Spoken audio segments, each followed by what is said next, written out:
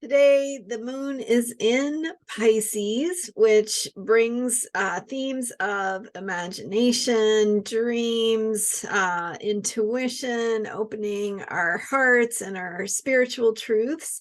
And so sometimes that can be a good thing that opens us to a bigger flow, and other times that can bring confusion. So today I want to talk about how accessing imagination and dreams can be healing, and how to work with it in a way that is healing, as opposed to losing your sense of self, losing your anchor, your ground.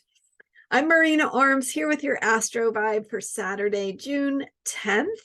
And today we are talking about the moon in Pisces. The moon is waning. It is traveling through Pisces. Will be passing by the planet Neptune later in the day. So we have that bigger picture energy of Neptune that brings spirituality. So if Neptune is the god of the sea, Pisces is the great ocean of being. So we have this sort of connection to the bigger picture, the transcendent oneness of everything, right? And that can be like having a fog come over us and obscure the signposts, the guide rails, the things that normally give structure to our lives. So we want to notice, right, if that is happening, and if you're feeling lost or confused. Overwhelmed is another one.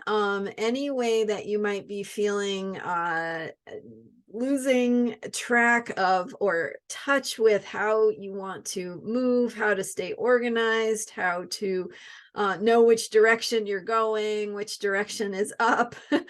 And so if you notice yourself losing touch with those types of things, find some way to get grounded, because we do need to have a way of orienting ourselves. And even if that's just knowing what your heart wants, or knowing what feels true for you in this present moment, that can be a way of orienting yourself. And ultimately, in the bigger picture, these themes of imagination and dreams and accessing the bigger picture can be really healing, because they are opening us to an expanded view of our experience, to knowing that we are held in divine light, right? We are loved unconditionally for nothing more than just being who we are. That, all these questions of needing to prove ourselves, needing to be worthy, needing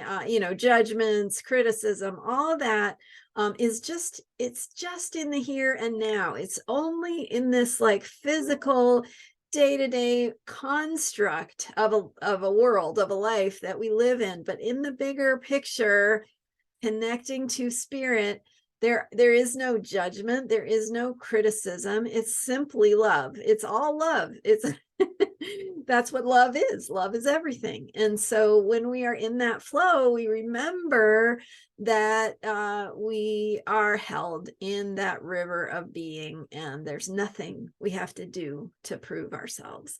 So that bigger picture of spirituality and spiritual connection feeds our souls, it feeds our hearts, it feeds our self-care.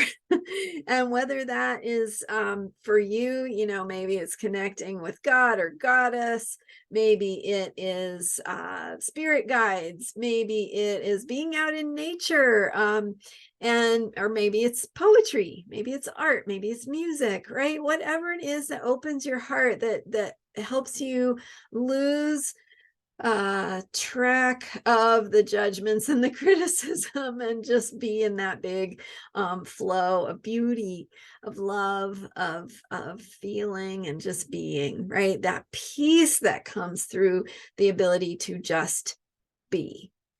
So imagination is what helps us get beyond what we currently know, right? The restrictions, the constrictions of reality. we can transcend through our imagination.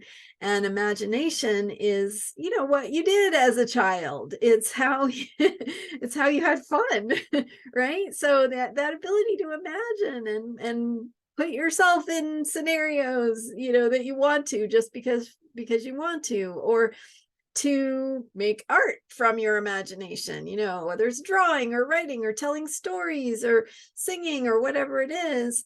You are bringing in that ability to imagine and follow your imagination to see where it leads, to see what you can create when you don't have judgments and criticism, to see what you can just access because you're in that flow and having fun like you did when you were a child. So imagination, dreams also, right? Dreams can sometimes be scary, and sometimes we feel out of control, especially if it's a bad dream or something that you can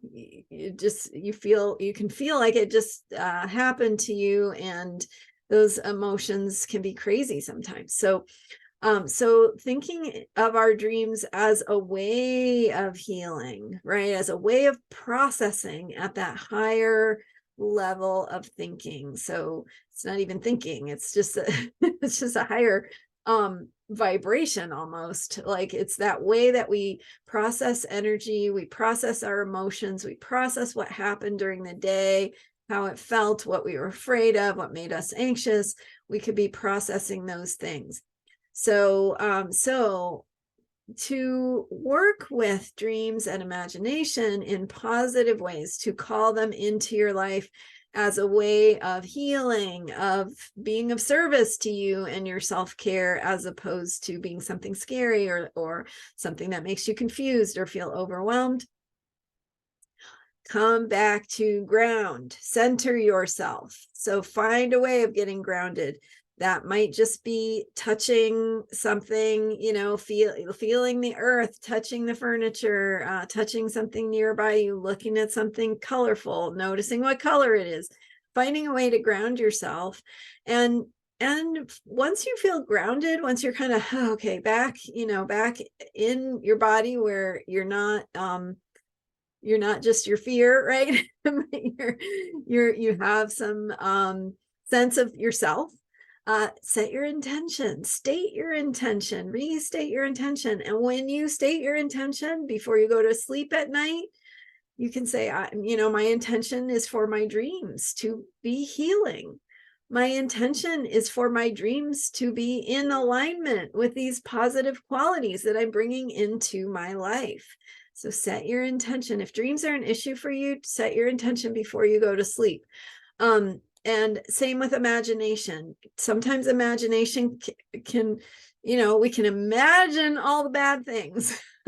So again, coming back to your center, getting grounded, remembering who you are, and then reminding yourself that imagination can serve you, and that your intention is for your imagination to support your healing process and to align with the positive qualities you want to bring into your life. So there's a little bit of food for thought for today with the moon in Pisces, and especially as it conjuncts or passes by Neptune later in the day, might be a time for some active dream work and setting positive intentions around that, and positive intentions around your imagination and that bigger picture of the unpredictable, or that, sort of the outside of the logical. Your intention can be for that to be supportive and healing to your process, inviting in spiritual support, inviting in gentle and loving support for you and your heart's truth. All right, so that's what I've got for you today. And tomorrow I'm really excited because I'm going to be sharing, tonight, tomorrow morning, depends on your time zone and how you think about it, but probably when you wake up tomorrow, Pluto will have returned to Capricorn. And so this is kind of a big deal in the big picture collective energies. So I'm going to be talking about that tomorrow. I've got a deeper dive for you into what it means that Pluto will be going back into Capricorn after being in Aquarius since mid to late March. So what is it going to mean? How can we work with it? It will bring some awareness. I'm going back into some hard places, I think, but it's also going to be an opportunity to focus on what's important to us and to access a deeper place of power and truth. So I'll be sharing more with you about that tomorrow, and what to look forward to, how to work with the next few months as Pluto returns to Capricorn before it will go back into Aquarius next January, and then, in and out of Capricorn again a little bit later in 2024, and then into Aquarius, where it will stay for the next 19 years. So whole story on that tomorrow.